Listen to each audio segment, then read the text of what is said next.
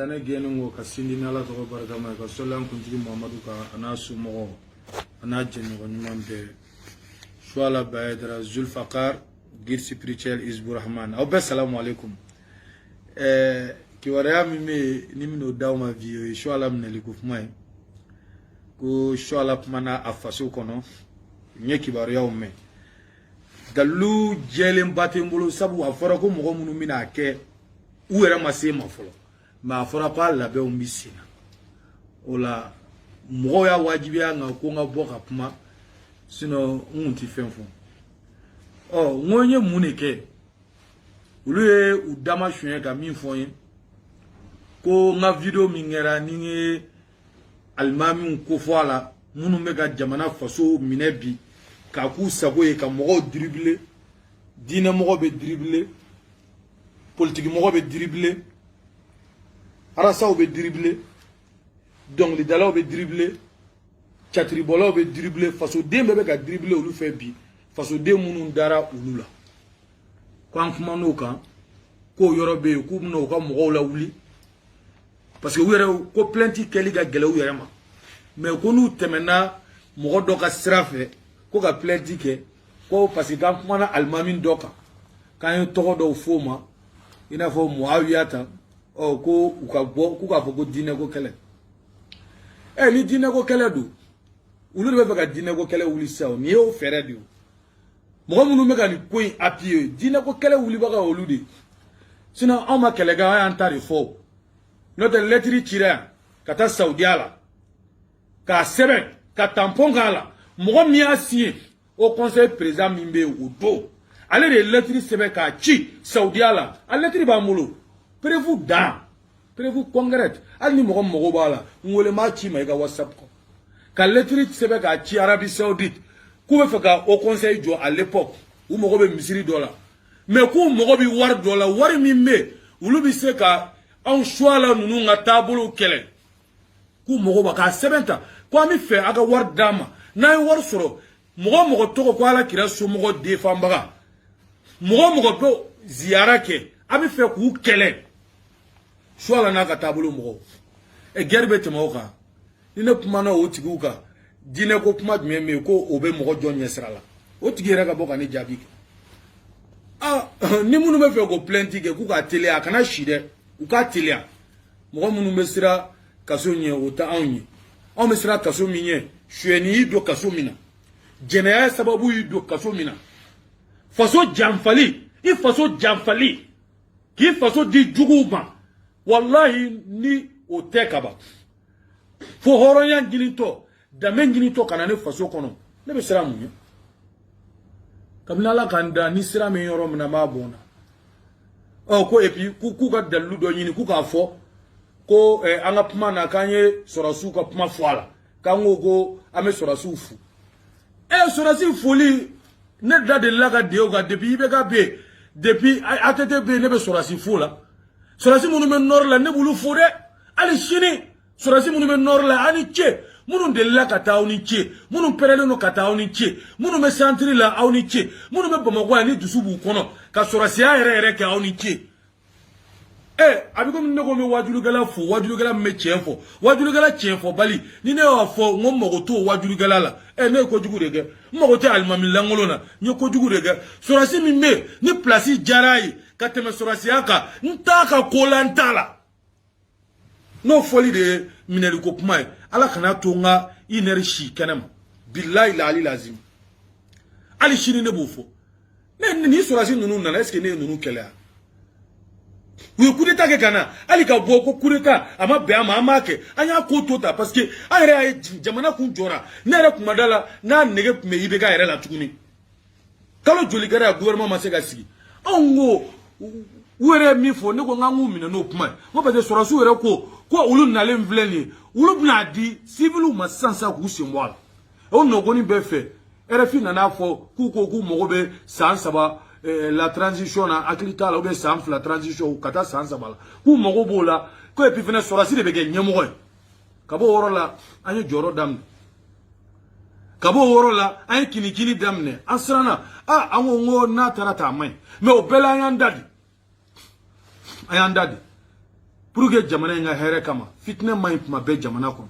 anyu tuyi ngambora fitna dola sa fo mo ni turala o nyona wore kana ke ni nyine ngelo no mo wore ko bi naga video la ro no de fo ngo nyine ngelo no munu ere sara bien vrai que munu sara uni swala te akilna kelenga wallahi ubi sa domina nga ne ba don munu sara ani M5 jama min bora anna suro ne sonita mo be me ne ben kal alquran la kaba a wakati ne bu fo ngo jama en beta kunfe jama in 90% ne ba do o bora kwandale no dina mo do la on dale no faso la faso ka nyetaka la amba do nini yele makera ni be ka tara herabena utara no leo ore la munu sara usaroka munu belesera o beleseroka me bibi na munu sara u shutigera bi mo la munu banara ulu nyana ma tigele no nunu nabi me ne ma tienne fois me sora su sigira uyene kele ne ma songu kele amadugo mo shila nya fonga mo nyene mo me ma fo réseaux sociaux ka uyene kele ne ma so billahi ka nga kele tonyo kata ka fo journaliste ne journaliste do wele o ko ne ma choix la conférence de presse ga jona no te sora su yi exposé gaba wi ga vible en danger ne wo nga to alama sabu awati ay dusu ne ga kalando ngerema ukunte minga uyoke ukum perele ti minga ma uyu pere o kama uluka okoi ko do bolo ibolo o iga bone iga here awati kera mu usigira doro ala makli demadoke unana kananga gardi be wuli ka boya gardi munu kumea uya be wuli ne dunga gardi u dira ma condition na amadia ko ntoko shwala amadia ko warbenku amadia ko e karamo baye amadia ko nga janga suru adira mari ko shwala iga vive en danger iya dalu irana wa iga eta darila iga jamana darila jamana e polisu dia en folo o bore ko fe uye gardi dia o gardi u kumea o de condition u be nyogo falen falen gardi nunu mene ga so tanga ne ga so doronte o be so to be koloshi a wakati shueni be dablara billahi shueni re dablara nga quartier la be ba ko gardu be so ala ka dal u kumene fe mais uyolu wuli ne ma fen fo akara sababu e ga dusu do ne ga kalande ngono plus de 200 kalande u chela mo keme fula nana kani kandi ki to sebe ko on perele no so ala ki deme nani nan farkulo abite mo ga ne mun nyini tugu mo keme fula kalande mi nana ko swala on mini garder mais bien tieno marfatu bulo mais ni marfatiki nana ngama domna ni marfatiki a attaquer domina ola sora su yeminga o ba conséquence do ni marfatiki ya attaquer domna sora su bano ko conséquence do parce que marfatiki ko ntambulo munu mambulo ya we u bulo la ngulo ndo ali ala mata atoko edi murutu bulo ubise ga sécurité ga ni sharia kono tugo muna obeka ketini mais ne ku nga wuli ka puma ne ku mese ko puma ta ko fo malien o keranela malien be ga droit do ore la farabugu ka o koloshira ore la ali chine abega boka ta farabugu ka o koloshi o no problème nyona bene red dala terroriste menace bene dala a video be mbulo ntara na ye zf depo ka wakati aya ye wallahi chei police directeur adu je munu mo nyene ma ko da akanga bara minga yake maintenant nana kana nega kota ko do politique la kabi we gardu boy go ne ma ko bere ga gardu boy ngo bejo ko ministre ngo ma ne ministre de wa chola et quel ministre ministre du ministre de prêchia ou bien ministre des imams ne affaires religieuses wa ne de wal bana bon ni ne kumana wakati wa soro on M5 mo go funteni no nyogo ngoro abi ulu mo do me bo ka fo nyeni be jatemne a jobila soro su nunu vraiment bravo e ay ni mingeni anyena wa soro mo go te ko don folo mo go te ko nya don folo ne go ngo mantunye ko don ye nyani wakati che ne ma songa puma parce que hukuna mo go bla filile la mo go ma bravo ni ngara swala la anyena ibeka ka mo go do Neba délégué Ibeka ka moko no fo be moi je suis malien mali moko nebe mali de ko ni ne ba don ngo Ibeka tagali be $40 sene faso ma ne ba fo ngo ma be ma ina fo ni min bolo ko Ibeka ka taga ko de here o fene bo fo o yo ka droit ne nga droit de ke i ga droit ke y a pas de problème mais prévu d'un mieux ni sera sous terre non ka fo nebe danger la coup d'état ke ra domna ala ya chéri na quartier be a chéri ngo mo do we moto takna nga quartier kono mo tew ka moto takabo fo yoro wore kana en général mo mun nga so tira ko entourage de ati mais ne ga entourage ne protéger mo do ye moto ni fon takna kana ne ga dala mais asro soro sure jole no ne ga dala gardi munu me ado ulu de u gengata o supposons no kunte ne ga so meji toujours ni be dine nyamo la surtout tanasu be dine la mo do ti fe do bi fe bon ni ka kuma tara biuka wal ma yele nu joli ga ndom na nugo bi ko kila se ka kila mali chini no nyona do ga be ke o ne ga mo ga dese bolo la do tiki ga ni marfa ne ga dala mu ke o la ngumo yoro ble ne ma fo u ka gardi di antuguni nyato alama nga kalande munu perela kana ndefa nyato uluka defanima parce que a wakati top me feka tanga ni un mana doro top me tanga ap me voko non nous na changement ngama changement doma bo malo pirila changement doma bo courant songola changement anga noru na nga yoro ma libéré katro kana kabna dalu nyine anga kangu go ame sora sufu almon ante sora si fo sora si mime nabiga nyine sora si ako ale shina mulufu munu me bama ko ya nube sora si aka nu mbogo te postula fu mbogo be demana defan na le choix la bufu munu me nor la mufu munu me centre la mufu ale shini ni ashimi ira irana ko nye faso jola de nye jamana defanade mafu atale farabuga mafu di awanyu fu mega fode uka politique kechugo ya assemblée nyinu assemblée nyamogo ya nyinu vice président ko anto ka bianta ka shini ama fu yo ku semola uko to politique mo bolo ma nyene ma wora bolo note ubenna fitna wara do jamana ngono asigilenteni mie wanya fu yo uka bo almami do ko almami munu nga bare mo janfanye nyafo ali shini mba fo almami munu nga bare mo janfanye inafo almami utemena kunu odore kuye muawiya nyafo odogo Yazidu ye nyafo odogo Walidul Amawi ye nyafo ulu munu islama u tromper ku bla khanyo faga amaga mboni ne o nyondo ye bi mafo ali chini mo ma sa u no fa mo munu saru no fa u somo be kashila bi nunu memi ulu ka jiti ko kuma be ga fo ibe ga tara me ngo ibe ga be bongo kwa ibe ga tara ga kla ga singana adana na relare kata furage ga kla ga singana ibe ga singana kan bo ti zebe amata yoroshiu salifu be ministre bebe o mata yoroshiu ola udale nu yerela o bo pour ga te justice wele jona kabi solati nu sigira ata fo ka kiri gatike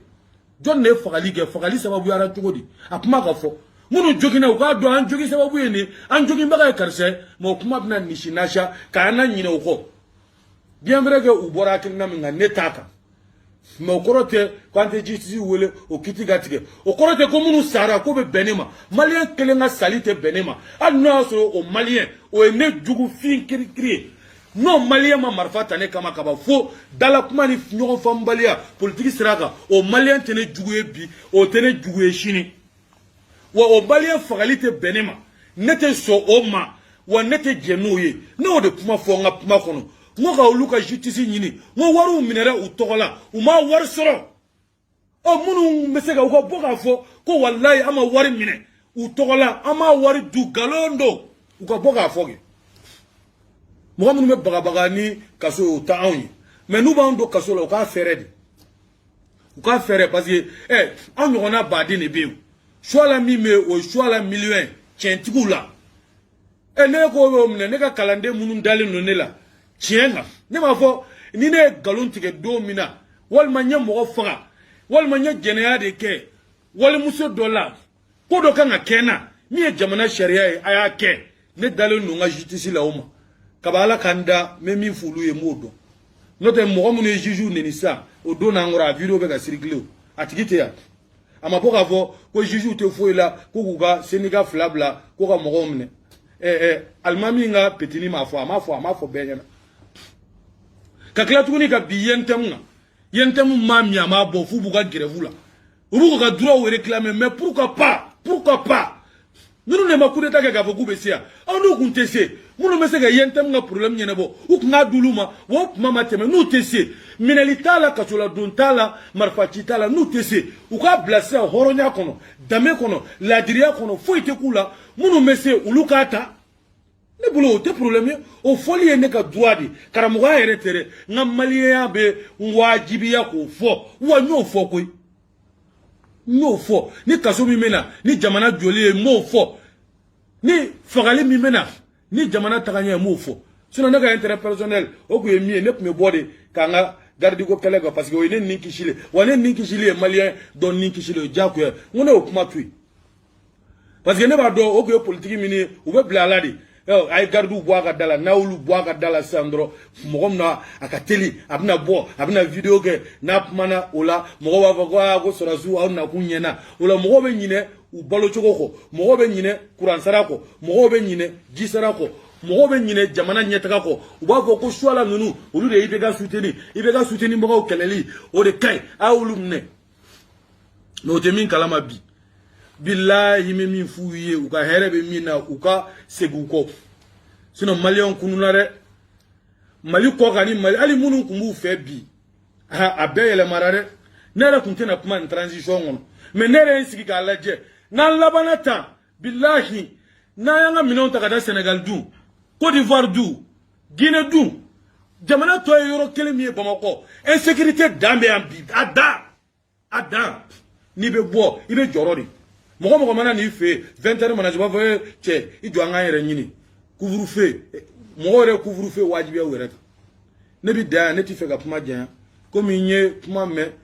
ko ame fe ko ga dine ko gele wuli anye ne nga puma be vo ye wabi ya ko puma mara no de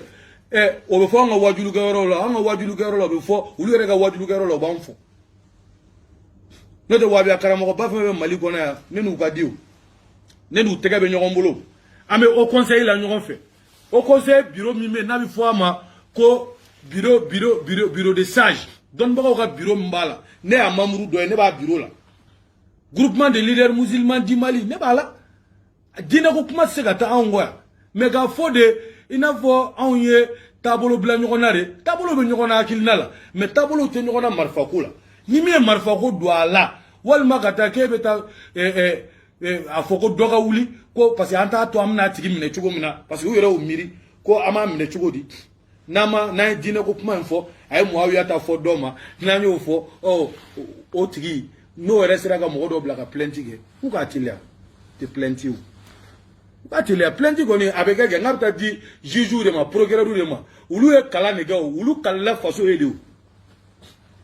mais ay amine ay rega mine ama mine chugo di na mine o problème est mais où c'est qu'un problème fanata là peut-être à tes problème ou la ne be bop mala che tugu aga chion fo alisa jeunesse ay fara nyonga maliga avenir yezina jeunesse ay fara nyonga ala ni kira koson nyogon critiquer na fatal nunu muto an agila kake ene be ni fenfen na ku to an ajula sambina nuna asoro boka uka ko nyanyini ajate mna mu kuma mu fo nyoko ma jeunesse chi angala jere wallahi am ga ko mi ngen nyona adema mo mo ga nyona kunu rpm ma ke nyona uyu jija ku ga jena tike nyanyini ku be jamana ga nyanyini ninge ka jamana ga nyeta kake me uma son fio ka kuma fo nyoko ma munu te bo nyoko ngono ayaga avenir nyini ne ka kuma wera nyumana ko peut-être sura si munu bora walma abe fe ko ibega clé la kwa ni nyona de ga kuma ko ga ibega fenga pour que ko ga gerolo ne o de fo ne kal couranel ni sura si nunu ni transition mo nunu ni ne fe ni u fe ko so o fe me de so ala pochi kono walma ngan na fa do kama nya nyini ala fe ala ka so ala nimna la na nimna kan do aka jane me kono ala kana ko ni nyenye ne do mais nga dura e fe mu ni jamana diala ne mo fo mais fe mi ngoni me ko nebe corrompi ibeka wata ibeka nyini ngake mo ko munungo ko ibeka me war dulu ma rb minute be abu furage c'est pas choix là ka war ko sirilente Mali la ka fo ko ka politique mo baga ka sora sous la sa ka bale mo do da ulu de ke neto ke ne ni sorasi nunu nadidi note ne ka mobile ma deli ka bo gouvernement bolo nga soma bu bolo nga so jotugo ta do mo munu me ni gouvernement mo yulu ka so sa ka groupe sa nga duma ka millions et milliards duma c'est pas choix là c'est pas moi we kuma jele ne me faka sorasi na di gu faratiri nu mu farati mo kele mu me beba do mali kona no mo kele nya nyini ka alfa ka fanga tie na desera ay dine ko kele wula alfa no fe tomoktu alfa ma sonné o ke gwara o ko fe o mo kele ulu deye ibe ka sigi ka kila ka fo ka nga bala ka ndwala ka kila ka fo ka nga bala ango ante ateko ketugo lare nga dine nyemoya uta on permettre on dameta on permettre on mo deme benyena ka kila ko janfan benyena antake bi fe bi shinin ti fe wallahi billahi horonya te soma dambe te soma wan to ke jamana ko kuma re fo kuma be o me jamana ko teo sino ibega ko kere o bana uyo lata uyebega ka fanga chien atete ko fene ta chien oh nyano ni ko kele ngana sora su soro adu gereru la ka bo yo bla ereru kono ereru munu jugo yara ka ba na be fega ereru ne rectifier ay sega ko jona na soro o segingo na ka démissionner lebula ay démissionner ka o se wala kabisa oni buya kata oni kungoro takata oni kuna wolo kata faso de nga tegere fogu ko ashimi nyogonte ko wage nyogonte chedo to jaw ko jaw nyogonte tegere bi fogu mais na ma soma aga mo mne ga dom na galaje na soro ni kaso e sora su etay ukake ala khambe sawaba ala ka yere kan wa sallallahu ala muhammad wa ali muhammad inshallah bayadra zulfaqa gisi